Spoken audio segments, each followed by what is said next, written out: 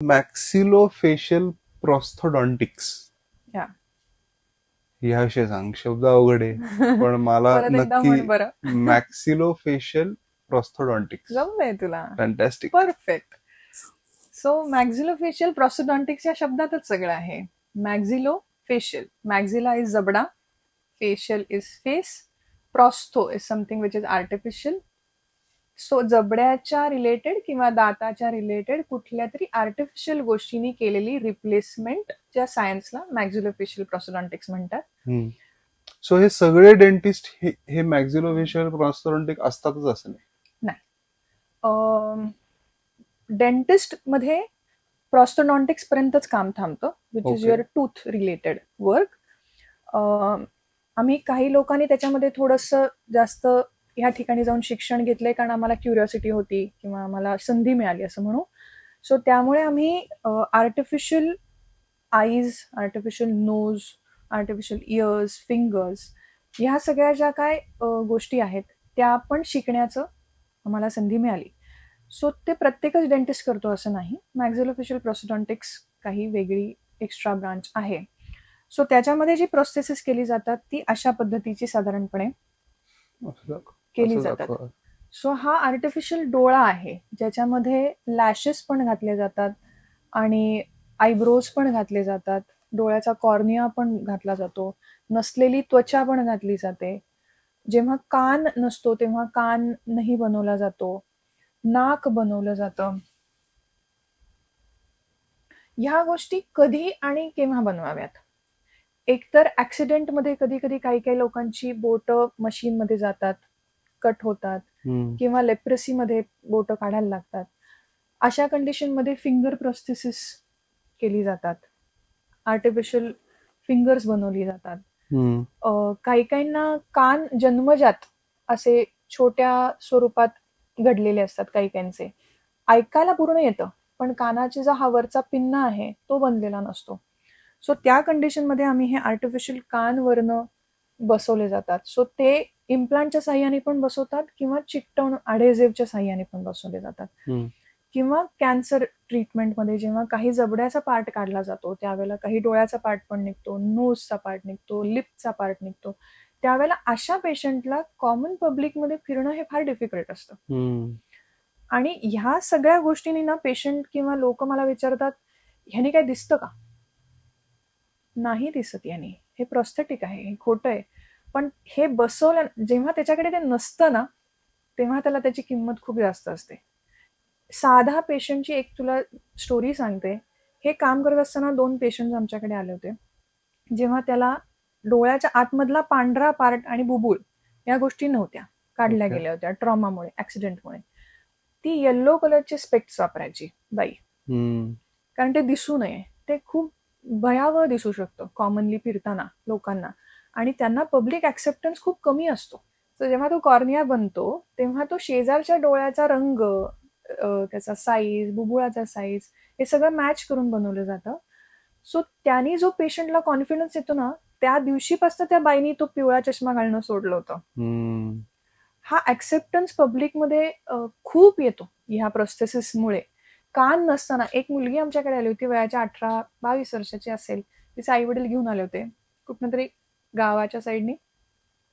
ती म्हणली हिचे कान नाहीयेत, ऐकू सगळं येतं पण कान नाहीयेत हे, त्यामुळे तुझं लग्न ठरत नाहीये.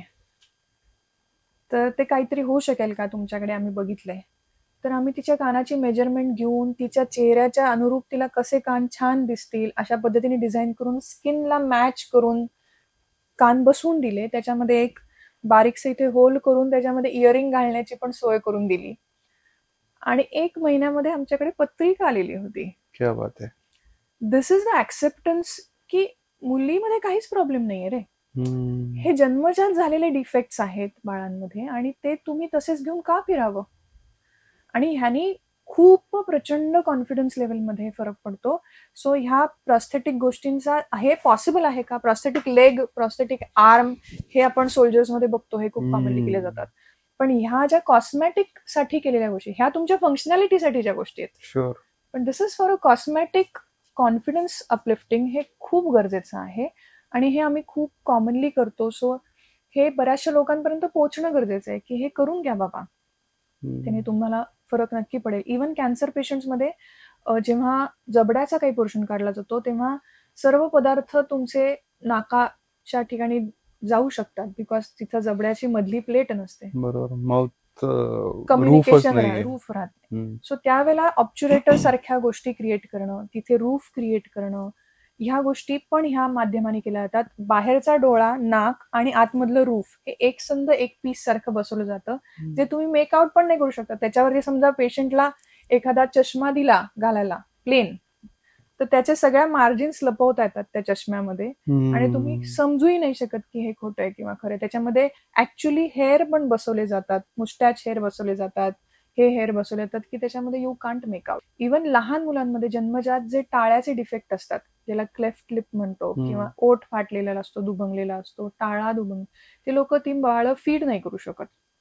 जे दूध पितात ते सगळं नाकावाटे जाऊ शकतं. त्या केसमध्ये पण आम्ही ऑब्च्युरेटर्स बनवतो. अगदी 2-3 दिवसाच्या बाळाची पण आम्ही जाऊन हॉस्पिटलमध्ये मापं घेतली आहेत आणि ह्या गोष्टी बनवल्यात. त्यांनी त्या बाळाच्या फिडिंगमध्ये इतका प्रचंड फरक पडतो आणि ते इतकं फटाफट वेट गेन करतं, अदरवाईज फीडच होऊ शकत नाही ते बाळ. सो ह्या गोष्टी नुसत्या दिसण्याच्या आणि ह्याच्या नाही आहेत, या गोष्टी तुमच्या ओव्हरऑल वेलबिंगसाठी पण खूप गरजेच्या आहेत. आणि क्लेफ्ट लिप आणि पॅलेट मला असं वाटतं हा कम्प्लिटली वेगळा विषय असू शकतो बोलण्यासाठी, कारण त्यांना पण चॅलेंजेस खूप आहेत. जेव्हा लिप दुभंगलेला असतो, फक्त लिप नसतो, तर दुभंगणं दातापर्यंत जातं, तिथले दात मिसिंग असतात, त्यांचं स्पीच प्रॉब्लेम येऊ शकतो. सो वयाच्या छोट्या वयापासून 18व्या वर्षापर्यंत ही ट्रीटमेंट जवळजवळ 8 ते 10 डॉक्टर्स वेगवेगळे त्याच्यामध्ये येऊन करत असतात. Till speech therapy, psychological counselling, dentist, maxillofacial surgeon आणि प्रोस्टोडॉन्टिक्स, या सगळ्या गोष्टींचा एकत्रित जर का आपण इफेक्ट बघितला टुवर्ड्स दॅट पेशंट, सो तो खूपच जास्त चांगले रिझल्ट देऊ शकतो. खूप इम्पॉर्टंट मुद्दा आहे हा की ऑप्टिक्स केवढे महत्वाचे असतात. ज्याच्याकडे ते नाहीये ऑब्व्हियसली त्याला किंवा तिला ते जाणवणार. आणि to make it look so real, ही जी ट्रीटमेंट तू सांगितली तर ही ऍक्च्युली लाईफ ट्रान्सफॉर्मिंग ट्रीटमेंट असू शकते, ज्याला हे त्रास आहेत किंवा ज्याचा लहानपणापासून म्हण किंवा नंतर काही कारणामुळे या गोष्टी चेंज झाल्यात त्याच्या दिसण्यामध्ये. तर ह्याच्यामध्ये मग त्याचा खर्च आणि ह्या सगळ्या गोष्टी पण एक भाग इम्पॉर्टंट होतो कुठल्याही व्यक्तीला टू डिसाइड की मी ही ट्रीटमेंट घ्यायची का नाही. करेक्ट. तर त्याविषयी काय काय गोष्टी लक्षात ठेवल्या पाहिजेत पेशंटनी, याविषयी थोडंसं सांग. प्रत्येकच ट्रीटमेंटच्या बद्दल हा शेवटचा पॉइंट येऊन थांबतो की मला ह्याचा खर्च किती येणार आहे. ट्रू. मॅक्झिलोफेशियल ट्रीटमेंट असो, रूट कनाल असो, दात काढायचा असो, इम्प्लांट करायचा असो, it all boils down to की मला what is the hole in my pocket. So मला असं वाटतं काही काही गोष्टींची ट्रीटमेंटची प्राइस ही नुसती पैशात आपण नाही मोजू शकत, कारण काही काही गोष्टी प्राइसलेस आहेत. जसं मी म्हणलं, त्या मुलीचं लग्न नव्हतं ठरत, सो ही लग्न ठरणं ही गोष्ट, तो माणूस मला एक्स अमाऊंट पैसे असे आणून देईल रे की लग्न ठरू दे तिचं. बरोबर. सो हा डोळाच नाहीये मला, मी पब्लिकली बाहेर जाऊच शकत नाही. मी फक्त संध्याकाळी 8 नंतर बाहेर पडते, कारण जेव्हा लोक घरी आलेली असतात. आणि मी आता बिंदास जाऊन थिएटरमध्ये पण बसू शकते हे लावून, काही माझ्याकडे लोक ऑड नाही बघत. ह्याला किंमतच नाही अरे. सो ह्या गोष्टी मी किमतीत नाहीच मोजू शकत. ऑफकोर्स त्याला प्रत्येकाला एक प्राइस असते, त्याच्यामध्ये जितकं जाणारं मटेरियल आहे, त्याच्यामध्ये लागणारा एक्सपर्टीज आहे, हा चांगल्यात चांगल्या पद्धतीचा वापरला जावा अशी माझी इच्छा असते. कारण हे तुमचं सर्जिकल ग्रेड, तुमच्या बॉडीनी ऍक्सेप्ट करणारी गोष्ट आहे. तोंडात बसलेला इम्प्लांट हा उत्तमच व्हरायटीचा पाहिजे, कारण तो तुम्ही लाईफ लॉंग कॅरी करणार आहात तुमच्या हाडामध्ये. सो तिथं मटेरियल कॉम्प्रोमाइज कधीही करू नये, कधी आपणही नाहीच करत म्हणजे. सो त्याला जी प्राइस येते ती आपल्याला बेअर करणं गरजेचं आहे. पण ॲज आय सेड की few things are probably beyond the values that we pay for that. So मला खाताच येत नाही आणि मला इतका सिव्हिअर डायबिटीस आहे आणि माझं डायबिटीस कमीच नाही होते आणि माझं पायाचं बोट काढायची वेळ आली गँग्रीननी डायबिटीसच्या, ह्याच्यापेक्षा जर का मी उद्यापासून सॅलड खाते कडकडीत आणि माझा डायबिटीस कंट्रोलमध्ये येतोय, तर मी फुल माउथ इम्प्लांट करून घेणं गरजेचं आहे. माझा आज अंगठा काढायला लागेल, उद्या पाय काढायला लागेल गँग्रीननी, त्याची प्राइस किती आहे? चालू नाही शकणार मी. त्याच्यापेक्षा diabetes control with the help of this is very important. So अशा गोष्टींना कोरिलेशन्स पैशात नाही करतायत. आता तो एक मुद्दा फक्त मला आता तू म्हणलीस त्याच्यावरनं सुचला की दात काढताना किंवा इम्प्लांटच्या वेळेस डायबिटीस चेक केला जातो. येस. पण तो जर हाय असेल तर बऱ्याचदा डेंटल ट्रीटमेंट पुढे ढकलली जाते. करेक्ट. तर ते गणित काय आहे? इम्प्लांट ट्रीटमेंट किंवा एक्स्ट्रॅक्शन्स किंवा कुठलीही सर्जिकल ट्रीटमेंट असं म्हणू आपण तोंडामधली, याच्यासाठी काही ऍब्सोल्यूट कॉन्ट्राइंडिकेशन्स आहेत की नाहीच करू शकत ह्या कंडिशन्समध्ये, आणि काही रिलेटिव्ह कॉन्ट्राइंडिकेशन्स आहेत. ओके. सो इम्प्लांट ट्रीटमेंटसाठी फ्यू ऍब्सोल्यूट कॉन्ट्राइंडिकेशन्स की नाही is uncontrolled diabetes. Uncontrolled diabetes असेल, जर का तुमचं HbA1c खूपच जास्त असेल, तुम्ही पुअर कंट्रोलमध्ये असाल, शुगर खूप फ्लक्च्युएट होती आहे, तर कुठलीही नवीन गोष्ट रोपण केलेली ऍक्सेप्ट नाही होणार. सो त्यामुळे डायबिटीस कंट्रोल असणं. तुम्हाला जर का कुठली ऍक्टिव्ह दुसऱ्या कॅन्सरची ट्रीटमेंट चालू आहे, कुठली मेजर ट्रीटमेंट चालू आहे, त्यावेळेला इम्प्लांट आपण नाही करू शकत. खूप जास्त इन्फ्लमेटरी कंडिशन्स आहेत, सूज आहे बाबा, खूप इन्फेक्शन्स आहेत तोंडामध्ये, कुठलीही नवीन रोपण बॉडी ऍक्सेप्ट नाही करणार. सो जर का तुम्ही आत्ता हार्ट अटॅक येऊन गेलेले पेशंट आहात आणि उद्या माझ्याकडे दात बसवायला आलात, that is not the right time to think about doing implants. Because तुम्ही खूप काही काही गोष्टी त्याच्यात इंजेक्ट करणार आहात, काही गोष्टी आहेत. सो ब्लिडिंग प्रॉब्लेम्स आहेत तुम्हाला, रक्त थांबत नाही तुमचं पटकन काही गोष्टींनी, तुम्ही ब्लड थिनर्स वरती आहात, ॲस्प्रिन, इकोस्प्रिन सारख्या, वारफरिन सारख्या. Implant treatments are probably contraindicated for such conditions. But relative contraindications म्हणजे बाबा की तुमची पुअर ओरल हायजीन आहे म्हणून दात हलता आहेत, इम्प्लांट करू शकतो का? तर करू शकतो, पण हे सुधरून करू शकतो. This is a relative contraindication, not absolute. Diabetes आहे, कंट्रोल्ड आहे, माझं गोळ्या बिळ्या सगळं शिस्तीत चालू आहे, इम्प्लांट करू शकतो. सो अशा काही काही गोष्टींचा तोलायमान आपण विचार जेव्हा करतो, त्यावेळेला आपण करेक्ट ठिकाणी येऊ शकतो की which treatment is right for the patient. पण इम्प्लांट ट्रीटमेंट वयाच्या 18 वर्षाच्या आधी नाही करू शकत, ह्या कंडिशनमध्ये नाही करू शकत. ह्या गोष्टींचा आपण पूर्ण विचार करावा. वार्फ ही एक अशी गोष्ट आहे ब्लड थिनर मधली की त्याच्यामध्ये दात काढणं, साधा दात काढणं किंवा छोटीशी इंजुरी जरी करणं तुम्हाला कॉन्ट्राइंडिकेटेड आहे, कारण ब्लड थांबतच नाही वॉरफारिनवरती जेव्हा पेशंट असतो तेव्हा. सो तुम्ही ह्या सर्व मेडिकल कंडिशनचा त्यांच्या असलेल्या मेडिकोसशी रिलेशन डेव्हलप करून त्यांच्याशी बोलून, बिकॉज मी कायम पेशंटला सांगते, मी तुम्हाला इथनं वरती ओळखते, दात बीत डोळे बिळे हे सगळं मला माहितीये, आत काय घडतंय ह्याच्याबद्दल तुमचा डॉक्टर तुम्हाला जास्त चांगला ओळखतो. सो तो तुम्हाला जास्त चांगलं सांगू शकतो, प्रॉब्लेम मला जास्त चांगलं सांगू शकतो की बाबा या पेशंटला ह्या गोष्टीचा त्रास होतो, हा अँटीबायोटिकचा हे अँटीबायोटिक ना सूट नाही करत. हा so taking a physicians consent for any of the big surgical procedures for any medically compromised patients हे आपल्याला करणं खूप गरजेचं आहे.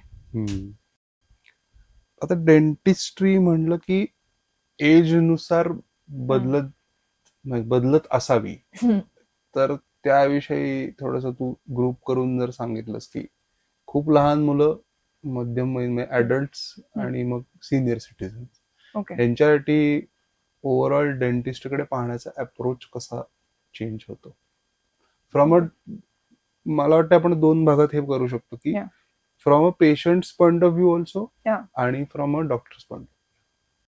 सो पेशंट्स पॉइंट ऑफ व्ह्यूनी आपण पहिल्यांदा छोटा एज ग्रुप कन्सिडर करूया की किती लवकर मी माझ्या बाळाला डेंटिस्टकडे आणलं पाहिजे, कधी आणलं पाहिजे, त्यांनी दाताच्या घासण्याबद्दल किंवा स्वच्छतेबद्दल मी त्याला कसं शिकवलं पाहिजे, आणि अलायनर्स लावावे न अलायनर्स लावावे वगैरे वगैरे, फ्लोराईड ट्रीटमेंट काय असते, पिट अँड फिशर सिलेंट काय असतात, या कॉमनली केल्या जाणाऱ्या लहान मुलांच्या ट्रीटमेंट्स आहेत.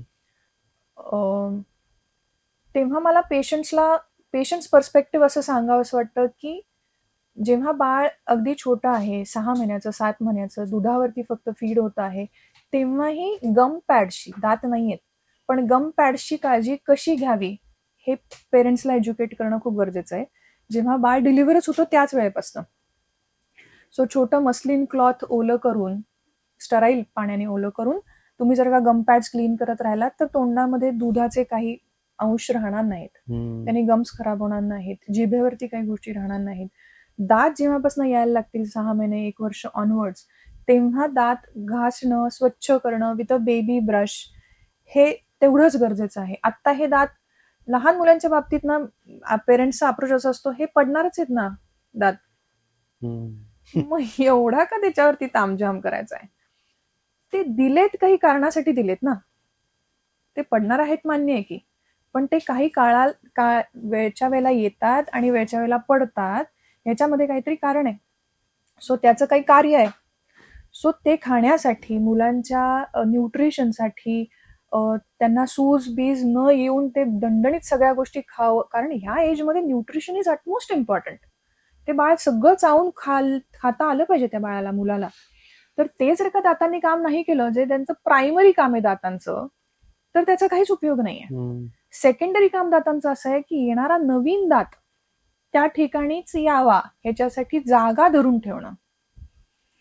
सो जर का लहान मुलांची दात किडले आणि आपण काढून टाकले तर त्याच्या येणारा जो खालचा उपदाढ आहे, दाढेच्या ठिकाणी उपदाढ येते मोठ्या मुलांची, ती उपदाढेला आजूबाजूचे दात ब्लॉक करून टाकतात हा दात लवकर काढल्यामुळे, आणि ती येत नाही, अडकून बसते, ती वेडीवाकडी येते. मग तिला जागेवरती आणायला लागतात ऑर्थो ट्रीटमेंटनी, तारांच्या ट्रीटमेंटनी. सो जेव्हा दात तो पडायचा आहे त्याच वेळेला त्याच्या खालच्याच दाताने त्याला ढकलून वरती पाडला तर तो त्याच्या जागेवरती येणार आहे आणि मग दातांच्या रचनेचा प्रॉब्लेम कमी येणार आहे.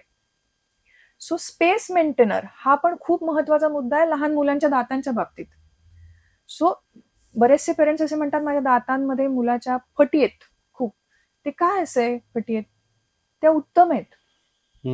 लहान मुलांच्या दातामध्ये असलेल्या फटी ह्या गरजेच्या आहेत, या निसर्गाने दिलेल्या आहेत. कारण लहान मुलांचा जबडा छोटा, दात छोटा. जबडा ज्या प्रमाणात वाढणार आहे त्या प्रमाणात दात नाही वाढणार आहे, दात थोडा जास्त वाढणार आहे. सो ती जागा अकोमोडेट करण्यासाठी आधी फट दिलेली आहे. सो जोपर्यंत त्यांचे पूर्ण सगळे दात पडून पूर्ण सुळे येत नाहीत वयाच्या 13व्या वर्षापर्यंत, तोपर्यंत त्या फटी पुढं मागं असणार आहेत. सो त्या पिरियडिकली तुम्ही डेंटिस्टला जाऊन दाखवणं की बाबा स्वच्छता व्यवस्थित राहतीये ना, त्याच्यामध्ये मी चांगल्या हॅबिट्स व्यवस्थित घालतीये ना, हे पेरेंटल साइडनी फार महत्वाचं आहे. अजून एक महत्वाचा मुद्दा पेरेंटच्या साइडनी, मी कुठंही भेटले कोणालाही रिलेटिव्ह फ्रेंड्स मध्ये की ते सांगतात ही भार्गवी मावशी आहे ना, ही दाताची डॉक्टर आहे आणि तू दात घासते का नाही ते बघणार, नाही तर तुला इंजेक्शन देणार आहे ती. डेंटिस्टचा बागुलबुवा नका करू ना तुम्ही. It is very important. आणि सगळ्यात महत्वाचं म्हणजे जे आपले जे परसेप्शन असतात ना डेंटिस्ट बद्दलचे, किंवा माझ्या आजीला दात काढताना काय त्रास झाला आणि माझ्या काकांना चक्करच येऊन पडले आणि रक्तच थांबे ना, हे इन्सिडेंट्स पोरांसमोर बोलण्याची गरज नाहीये. आताची तशी डेंटिस्ट्री राहिलीच नाहीये. आता आम्ही फार रिफाईंड काम करतो, पेनलेस काम करतो, आवाज न येणारं काम करतो, सिडेशन खाली काम केली जातात मुलांची, लाफिंग ग्लास नायट्रस ऑक्साईड खाली काम केलं जातं, विच इज ऍब्सोल्युटली कम्फर्टेबल.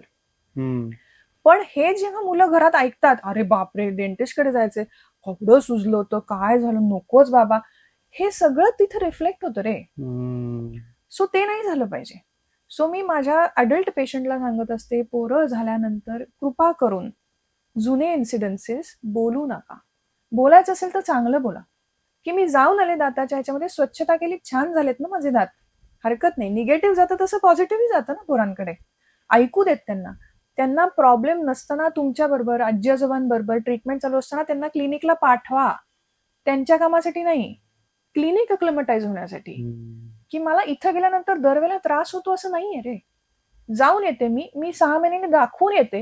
ही जेव्हा हॅबिट लहानपणापासून मुलांमध्ये जाते ना, त्यावेळेला ती कायम अडल्टमध्ये पण राहते. की मला काही त्रास नसताना पण मी डेंटिस्टकडे जाऊन दाखवणं गरजेचं आहे, म्हणजे छोट्याशाच प्रॉब्लेमला छोटासाच हॉल्ट करता येईल, वाढत जाणार नाहीत गोष्टी. आय थिंक हे तर मला वाटतं 10% लोक पण नसतील करत. Absolutely. Like a yearly dental visit. I don't think. Very tricky. पण आपल्याकडे ते आता हळूहळू वेस्टर्न कल्चरने ह्या गोष्टी येत आहेत की आपण पिरियडिकली गेलं पाहिजे, दाखवलं पाहिजे. जाणून घेतलं पाहिजे की बाबा काही नाहीये ना. खूप कॉन्शियस होत चालले आताचे लोक, पण अवेअरनेस वाढत चाललेला आहे. येस. सो लहान मुलांचं झालं, आता अडल्ट सिनियर सिटीजन. अडल्टच्या बाबतीत फूड हा खूप मोठा प्रश्न आहे. दुसरा महत्वाचा प्रश्न स्मोकिंग. खूप कॉमनली हल्ली मुलं मुली खूप कॉमनली स्मोकिंग करतात. कदाचित फॅशन म्हणून करतात, कदाचित कोणी दाखवलं म्हणून करतात, मज्जा म्हणून जरा ऍडिक्शन, किंवा आत्ताचा जनरली मिड एजचा जो मेन प्रश्न आहे दातांवरती दिसणारा, इट्स स्ट्रेस.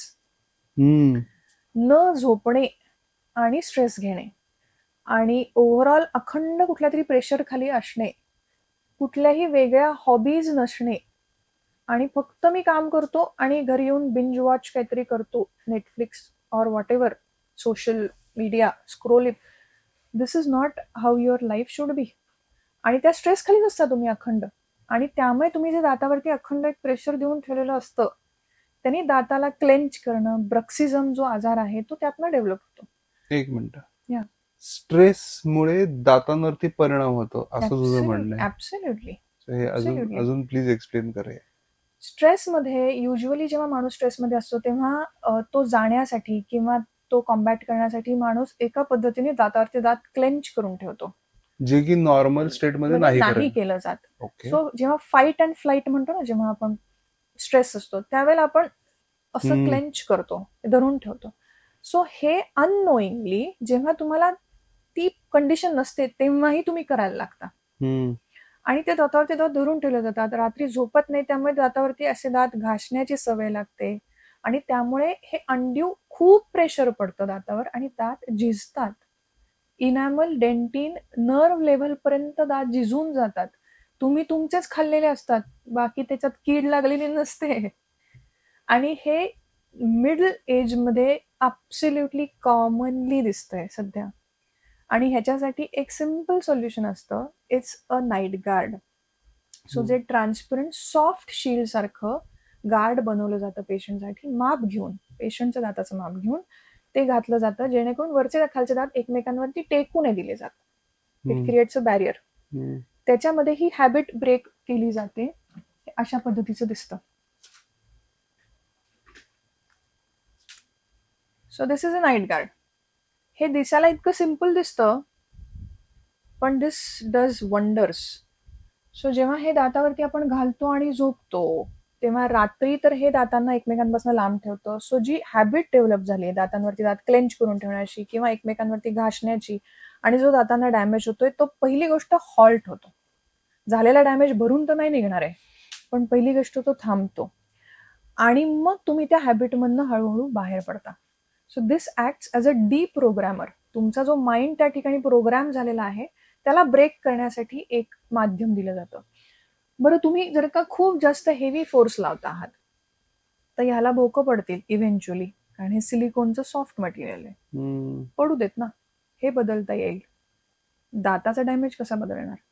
हे परत बनवू, जाड बनवू, शक्य आहे. पण त्यामुळे ह्याने, आणि बऱ्याचशा वेळेला पेशंट म्हणतात की माझं ना खूप शोल्डर पेन आहे, मला खूप बॅक एक आहे, अखंड माझं डोकं दुखत असतं. हेही बाईट रिलेटेड इश्यूज आहेत. जेव्हा तुम्ही ओव्हर क्लेंच करता तेव्हा तुमचा हे जे मसल्स आहेत ते दाताला आणि तुमच्या स्कलला जॉईन केलेले आहेत, ते ओव्हरवर्क होतात. ओव्हरवर्क. सो त्यामुळे ते सगळं ॲपरेटस जे आहे ते सगळं अंडर लोड असतं या क्लेंचिंगमुळे. आणि सकाळी उठल्यानंतर हे एक्स जास्त असतात, बिकॉज रात्री ते क्लेंचिंग खूप जास्त झालेलं असतं. किंवा especially while heavy weight lifting जेव्हा तुम्ही ते करताय त्यामुळे जास्त नाही. त्यामुळे रात्री हे घालणं त्यांनी ही पेन पण गायब होते, हेडेक्स पण गायब होतात. लोक म्हणतात हे काय आहे, हे दातापासून आहे. ते सर्व पद्धतीच्या बाकीच्या डॉक्टरला दाखवून येतात, पण this is a main cause of dental issue, हे लक्षात नाही येत.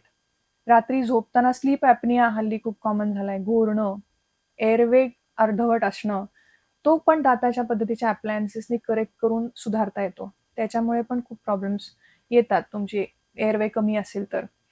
सो इवन माझ्याकडे काही तबला प्लेयर्स आहेत किंवा जे प्रोफेशनली तबला वाजवतात, प्रोफेशनली डान्स करतात, किंवा काही आर्टिस्ट आहेत की जे दिवसेंदिवस पेंट करत असतात. मग यांच्यामध्ये पण हा प्रॉब्लेम खूप कॉमनली दिसतो. कारण to get that concentration and that trance they go in certain position की जिथं त्यांना ती एक तार लागते आणि त्याच्यामध्ये हे ग्राइंडिंग आणि ब्रक्सिंग सुरू होतं आणि ते दात खाऊ न टाकतात, जिजवून, आणि मग काही शिल्लकच राहत नाही. आणि मग त्या केसमध्ये करायला लागते, त्याला म्हणतात फुल माउथ रिहॅबिलिटेशन.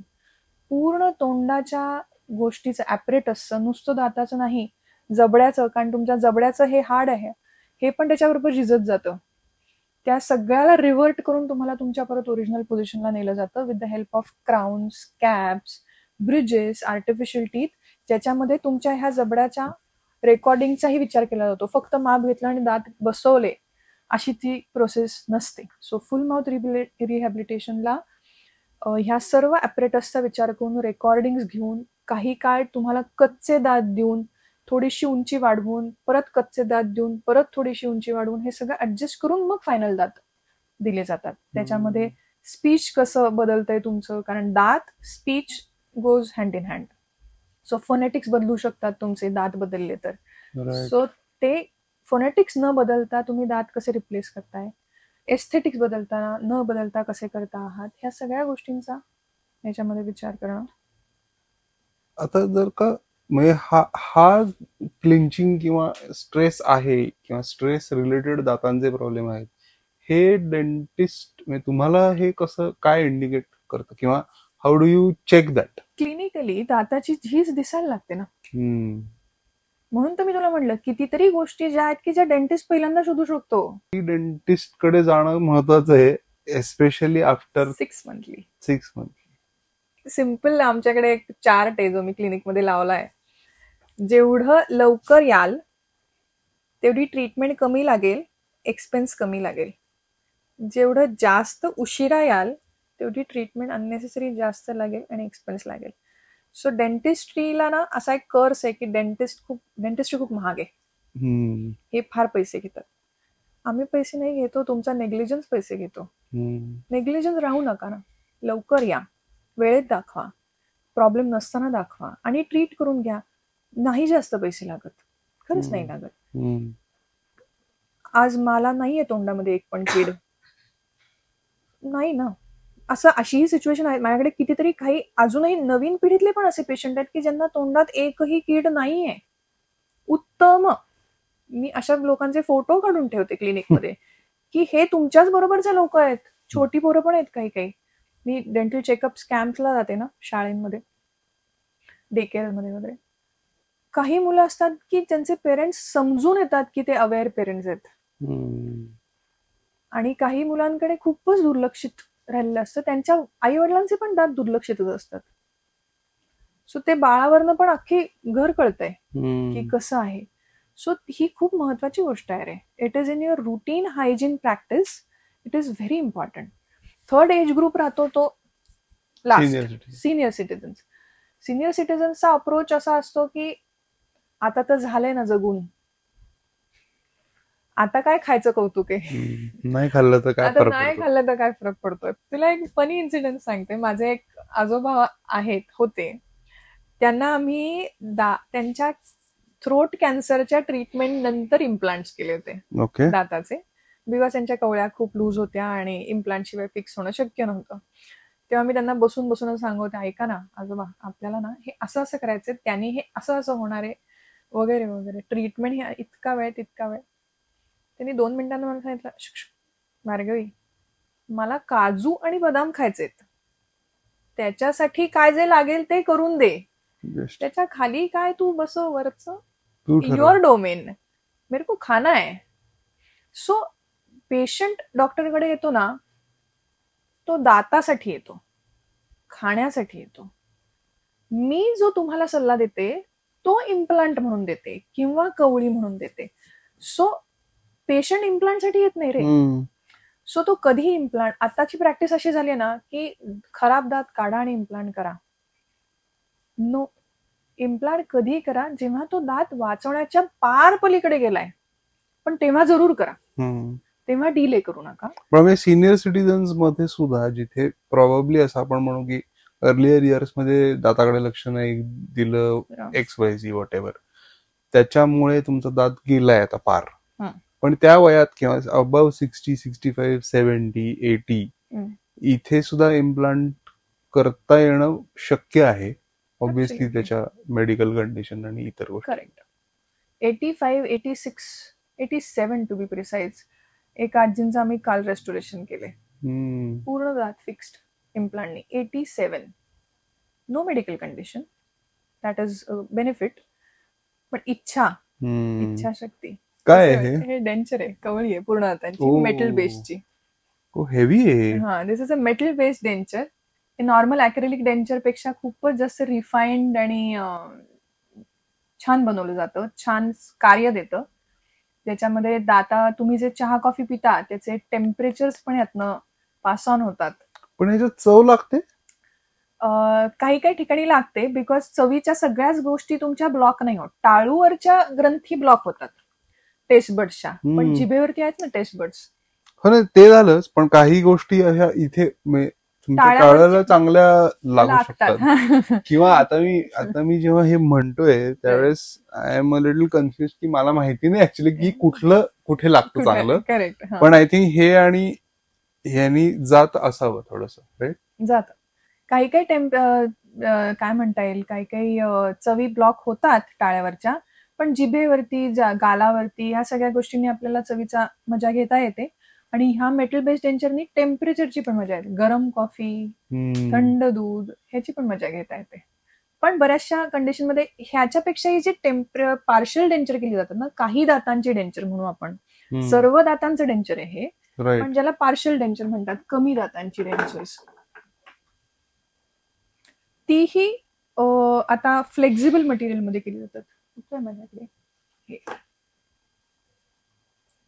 ज्यांचे फक्त 4-5 दात नाहीयेत ह्या साईडचे, तेवढेही फक्त बसवता येतात, पार्शल कवळी.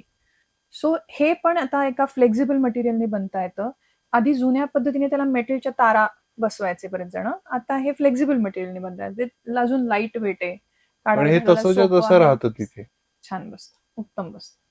सो म्हणून म्हटलं, एक दात किंवा 2 दात किंवा 4 दात किंवा सगळे दात, जो नाही तो बसवणं गरजेचं आहे. एक शेवटचा आपण प्रश्न घेऊ, जो इंटरेस्टिंग अशासाठी आहे की हे मी पहिल्यांदा ऐकलं, बघितलं, फोटो पाहिले तुझ्याकडनंच, की पेट्स साठी डेंटल ट्रीटमेंट आणि त्याचे खूप सारे फोटोज तू पाठवले, ते आपण कुठेतरी इथे इनकॉर्पोरेट कसे करायचे बघू या एपिसोडमध्ये. पण त्याविषयी सांग, कारण हे ऍब्सोल्युटली मला माहित नव्हती ही गोष्ट की ओके, मी असं म्हणतो की मला असं वाटत होतं की याची एक वेगळी ब्रांच आहे की जे वेटरनरी डॉक्टर्स मध्ये अजून कोणीतरी स्पेशलायझेशन असेल. Right. So it came as a surprise for me. तर त्याविषयी सांग की काय काय तू करतेस. कुत्री, मांजरी, अजून आय थिंक एक पॅरेट पण होता, तर ते तू सांग त्याला आणि काय म्हणतात किंवा काय म्हणायचं. खरं सांगायचं तर ह्या गोष्टीबद्दलची माझी आवड खूप लहानपणी डेव्हलप झाली, कारण आमच्या घरी कुत्रं होतं. माझे वडील डेंटिस्ट आहेत, त्यांनी पांढऱ्या वाघाची सर्जरी केली होती आणि तेव्हा त्याला कृत्रिम दात बसवला होता. तो 4थीच्या पुस्तकात चॅप्टर पण आहे, सुपर सर्जरी नावाचा. सो तेव्हापासून ह्या लहानपणापासून बघितलेल्या गोष्टी आहेत. आणि हे जे मूक प्राणी आहेत असं म्हणू आपण, त्यांनाही एक आहेतच ना रे, त्यांच्याही गोष्टींना त्रास होतो. ते भलतं काहीतरी खातात, त्यांचा दात तुटतो, मग ते खात नाहीत आणि दातातनं, हिरड्यातनं रक्त येतं, मग ते खाणं थांबवतात, त्यांची हेल्थ कॉम्प्रोमाइज होते. पक्ष्यांच्या चोची तुटतात, त्यांना खाता येत नाही. त्यांच्यासाठी चोच, हात, नख हीच तर खरं गोष्टी आहेत, दात ज्याच्याने सगळा उदरनिर्वाह होऊ शकतो. आपल्यासारखं स्टोरेज नाही ना त्यांच्याकडे. सो जर का ह्या बेसिक गोष्टींमध्ये त्यांच्या प्रॉब्लेम येत असेल तर त्या रेक्टिफाय करणं गरजेचं आहे. सो अशा पद्धतीने खरं ह्याच्यात काम करण्याची माझी इच्छा आणि आवड निर्माण झाली. आणि पुण्यामध्ये एकांकडे मी वेटरनरी सर्जन आहेत, त्यांच्याकडे मी काम करते, बरेच वर्ष करते. ऍज अ पॅशन, हॉबी म्हणून सुरू झालं, पण त्याच्यानंतर आतमध्ये गेल्यानंतर मला जाणवलं की ह्याच्यात खूप आहे, करण्यासारखं on a day to day basis. This is called as a veterinary dentistry on a broad term. So veterinary मध्ये आता मी करते ते डोमेस्टिक जी अॅनिमल्स आहेत किंवा पेट्स आहेत त्याच्यामध्ये मी काम करते. सो कॅट्स करते, डॉग्स करते, रॅबिट्स करते, गिनीपिग्स करते, पाळलेले पक्षी असतात ते करते. सो मोठे मोठे जे काही काही ब्रीडर्स असतात त्यांच्याकडे ते लव्हबर्ड्सचे ब्रीडिंग्स करतात, ते ब्रीडर्स माझ्याकडे काही काही येतात. सो अशा सगळ्या प्राण्यांची मी कामं करते, ज्याच्यामध्ये ऑफकोर्स थोडं वाचन करायला लागलं. बेसिक डेंटिस्ट्रीचं नॉलेज डेंटिस्ट्री नंतर येतच तुम्हाला, की रूट कनाल कशी करायची आहे वगैरे वगैरे. त्याही कंडिशनमध्ये तुम्ही कन्झर्वेटिव्हली काम करू शकता, की दात खराब झाला तर काढण्याची गरज नाहीये, वाचवू शकता ना. त्या डॉगला तेच तर खाण्याचं माध्यम आहे, दात काढून कशाला टाकायचा. सो मग दात वाचवू, मग त्याची रूट कनाल करू. ती रूट कनाल केल्यानंतर त्याच्यावर कॅप देणं गरजेचं आहे. Science remains same, anatomy changes. So दाताची अॅनाटॉमी प्रत्येकाची बदलणार आहे. सो त्याचा अभ्यास करून जर का तुम्ही त्या त्या पद्धतीने वेगवेगळं इन्स्ट्रुमेंटेशन थोडं डिझाईन करून काम करू शकलात तर त्यांनी खूपच जास्त बेनिफिट होतो. मांजरांमध्ये खूप कॉमनली दिसणारा आजार आहे की त्यांच्या हिरड्या खूप लवकर ब्लीड करतात आणि हा जेनेटिक प्रॉब्लेम आहे.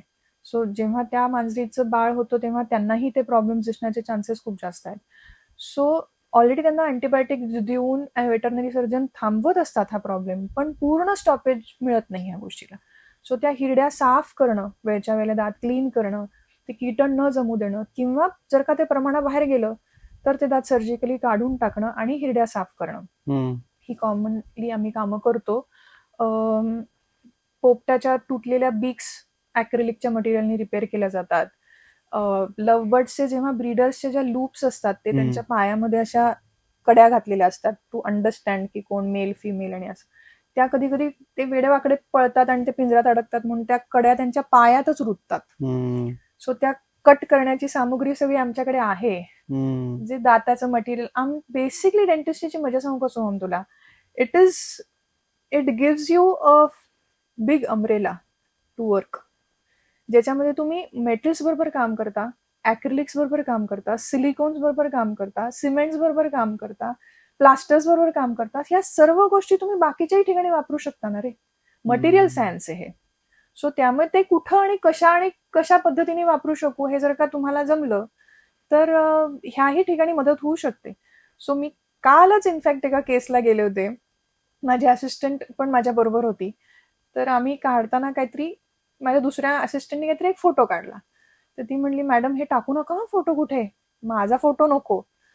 म्हणलं नाही, हे कुठेही टाकण्यासाठी काढलेले नाहीयेत. आणि खरं सांगू का तुला, हे जे काम तू करतेस ना ते ह्युमन्स पेक्षाही जास्त कधी कधी वरच आहे. ज्यांना तुम्हाला सांगता येत नाही त्याचं काम तुम्ही करताय रे. हे this is far more better than anything else. आणि pet owners are like pet owners ना, ते बाळच आहे ना, आणि ते न बोलू शकणारं बाळ आहे. ते तुम्हाला तुमचं समजून घ्यायचंय. तुमचं छोटं बाळ बोलायला लागते 2 वर्षानंतर, मला हे पाहिजे ते पाहिजे, ते कधीच नाही बोलू शकणार आहे. So it is all how you perceive it, की बाबा मला भूक लागलीये, त्याला खात नाहीये, काय होते दातामध्ये. सो हे ते इतके कॉन्शियस असतात पेट ओनर्स की ते घेऊन येतात आणि त्यांच्या डोळ्यात दिसत असतात रे की हे प्लीज ह्याला इथनं बरं करा. सो त्यातनं जसे वेटरनरी सर्जन्स काम करत असतात तसं जर का आपण डेंटिस्ट्रीनी हेल्प करू शकलो तर ह्या गोष्टी मी करते. रॅबिट्सचे कितीतरी वेळेला दात जे असतात ते स्वतःचेच दात ग्रो होतात वेडेवाकडे आणि त्यांच्याच गालामध्ये घुसत असतात. मग ते दात आम्ही ट्रिमर्सनी कट करतो, पॉलिश करतो, राऊंड ऑफ करतो, सो दॅट ते पटापटा खायला लागतात. आणि हे पण लोक तुम्हाला थँक्स म्हणतात हा कुठंतरी, ते दिसतं. म्हणजे बरेचसे लॅब्राडॉर्स वगैरे जे असतात ना त्यांना अॅनेस्थेशिया देण्याची गरज नाही पडत, ते खूप कॉपरेटिव्ह असतात. सो ते तुम्हाला असं बघू पण देतात व्यवस्थित चेअरवरती बसून. आणि मग त्यांची कामं केली आणि तुमची एक घालवला ना तुम्ही, त्यांचा पेन घालवली ना, तर they are very kind to it's you. त्यांना समजतं की तुम्ही काहीतरी छान केलंय माझं. ही लिंक खूप छान आहे. आणि मला इथं जाऊन आल्यानंतर असं वाटतं की कदाचित वेटरनरी डेंटिस्ट्री आणि मॅक्झिलोफेशियल प्रोस्थोडॉन्टिक्स या 2 गोष्टींनी ना तुम्हाला एक वर्क सॅटिस्फॅक्शनची जी मजा येते ना ती फारच नेक्स्ट लेवलची आय गेस मला येते. It is so nice, it is very noble. आणि आता ह्याच्यात न्यूट्रिशनचा पेट न्यूट्रिशन ऍक्च्युली भरकडत असेल, पण तोही एक मला हे जाणवलं की आता एक प्रोसेस्ड फूड आणि या सगळ्यामुळे पण डेंटल हेल्थ वरती त्याचा परिणाम होत असावा. Correct. Raw meat I don't think की खूप कमी घरांमध्ये मिळत असेल किंवा नसेलच मिळत. तर त्यामुळे त्यांचेही दात ऑटोमॅटिकली वीक होणारच की. त्यांना ते चूस्टिक्स देतात ना सकाळी दात उठल्यानंतर, ते चूस्टिक्स देतात. It will act as a brushing ना इन आवर. बरोबर. सलायव्हेशन जास्त होतं, लाळ जास्त सुटते आणि त्यांनी ते क्लीन होतात दात. सो ते देत राहतात. पण ह्या सगळ्या प्रोसिजर नंतर पण त्यांना काही डाएट रिस्ट्रिक्शन फॉलो करायला लागतात. दातच काढले आहेत सर्जिकली, सो तुम्हाला थोडंसं कॅट फूड किंवा अँटीबायोटिक सपोर्ट हा सगळा तुम्हाला. So with the help of veterinary surgeon या procedures under proper guidance, proper instrumentation अशाच केल्या जातात. नाईस. सो जाता आता तू लोकांना काय सांगशील आता 2-3 वाक्यात की का माझ्याकडे आलं पाहिजे, नॉट यू बट डेंटिस्ट कडे व्हिजिट का केली पाहिजे. आपण ते एक मुद्दे घेऊ आणि I think will end the episode. कारण खूपच भारी इन्फॉर्मेशन दिलीस, थँक्स अ लॉट. पण का डेंटिस्ट कडे जावं ह्याची एक अशी धाड कारण सांग. ह्या मुद्द्याकडे मी येते, त्याच्या आधी मला एक मुद्दा ऍड करायचा आहे. तो म्हणजे जेव्हा मला लोक विचारतात की ब्रश कुठला वापरू वगैरे वगैरे, तर मला 2दा ब्रश करा आणि 4 वेळा चूळ भरा आणि 10 वेळा, हे मला नाहीच सांगायचंय. कारण हे लोकांना माहितीये, जन्मजात आपण हे ऐकत आलेलो आहे आणि आपले ग्रँडपेरेंट्स टू पेरेंट्स टू आपल्याला हे सांगतायत. पण माझं त्याच्यावरचा टेक असा आहे की तुमच्याकडे 2 चष्मे असतात ना रे, एक लांबचं बघायला, एक जवळचं बघायला. तुमच्याकडे 4 जीन्स असतात, एक ट्रेकिंगसाठी, एक हायकिंगसाठी, एक कॅज्युअल वगैरे वगैरे. मग तुमच्याकडे एकच ब्रश का असतो? एका डेंटल हायजीनसाठी किंवा हायजीन म्हणायचं असेल तर केस म्हणू, 2 प्रकारचे शॅम्पू आणि कंडिशनर्स आणि सिरम. मग एकाच ब्रशनी का काम? हा इतका मोठा फॅसेट आहे तुमच्या आयुष्याच्या हेल्थ मधला, dental health. Your food starts from here, your look starts from here, your confidence starts from here, everything starts from here, your smile starts from here. आणि तुम्ही त्याच्यावरती इन्व्हेस्टच नाही करत.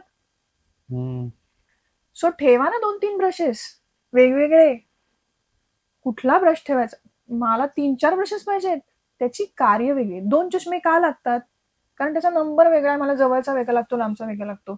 तशीच ब्रशमध्ये पण पुढच्या दातांसाठी, मागच्या दातांसाठी, 2 दातांच्या मधल्या एरियासाठी, जिभेसाठी वेगवेगळ्या गोष्टी डिझाईन्ड आहेत.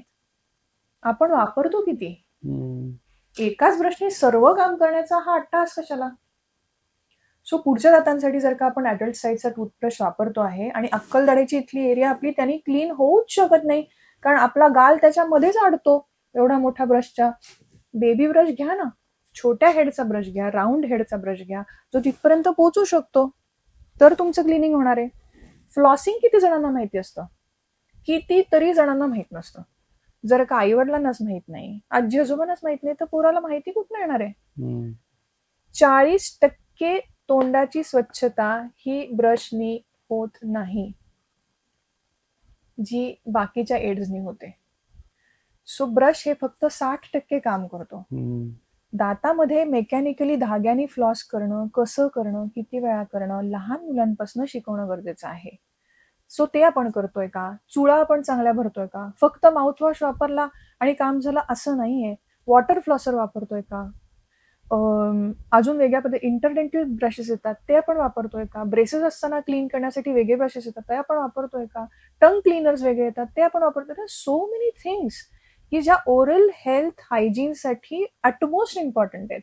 एका ब्रशनी आणि एवढ्या मोठ्या पेस्टनी सर्व काम करावं हे चूकच आहे, अपेक्षाच चूक आहे.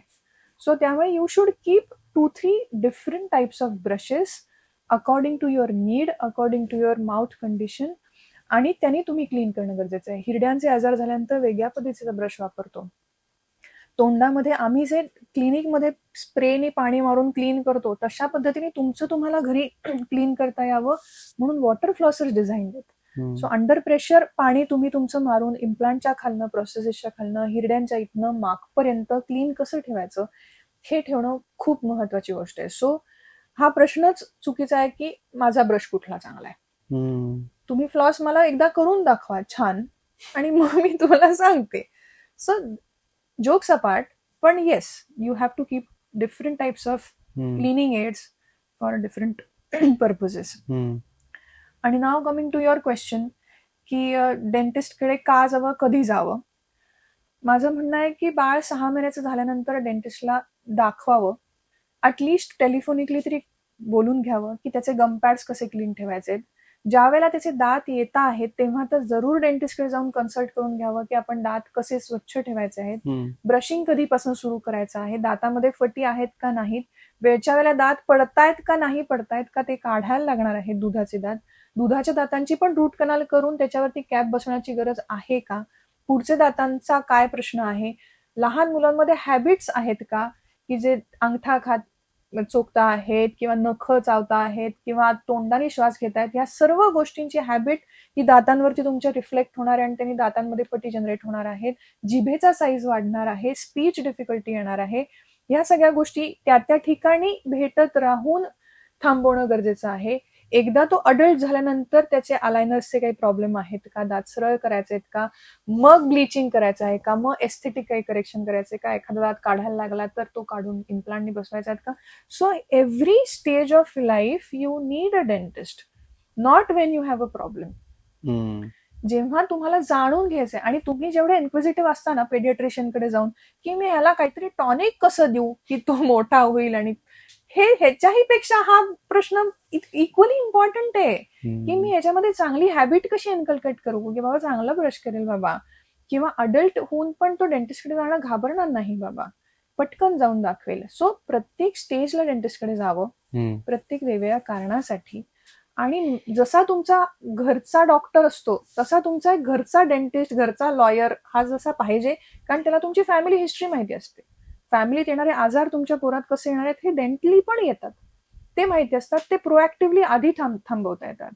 सो अशा पद्धतीने माझं म्हणणं आहे की you should just periodically keep taking the child at least every 6 months to the dentist, so that आपल्याला लवकर रेकग्नाइज होतील गोष्टी, लवकर टाळता येतील, हॅबिट थांबवता येतील आणि पुढे जाऊन लागणारी ट्रीटमेंट आपल्याला खूप कमी करता येईल आणि वी कॅन जनरेट और create good adulthood in the children. Interesting. तो डेंटिस्ट कडे गेलं पाहिजे. डेंटिस्ट कडे पण अजून घाबरतात का लोक? प्रचंड. म्हणजे मोठी माणसं घाबरतात, खूप घाबरतात. मला त्या ड्रिलचा जाम आवाजाचा जाम भीती वाटते. हा ते ड्रिल मात्र लावू नका हा माझ्यासाठी, काय असेल ते. मग आता पेन फ्री डेंटिस्ट्री पण आली आहे, आता नॉईज कॅन्सलेशन मध्ये पण टूल्स आले आहेत की ज्याच्यामध्ये थोडेसे नॉईज कमी केले जातात त्या ड्रिलचे. So doctor Bhargavi, thanks a lot. खूप मस्त इन्फॉर्मेशन झाली. मला वाटतं की आरोग्य सिरीज मध्ये आपण डेंटल आरोग्य सिरीज पण थोडीशी करूया पुढच्या एपिसोड मध्ये. नक्कीच अजून एखाद्या विषयावर डीप नॉलेज घ्यायला आवडेल. आणि बाकी क्लिनिकचे डिटेल्स आणि इतर डिटेल्स तर डिस्क्रिप्शन मध्ये असतीलच.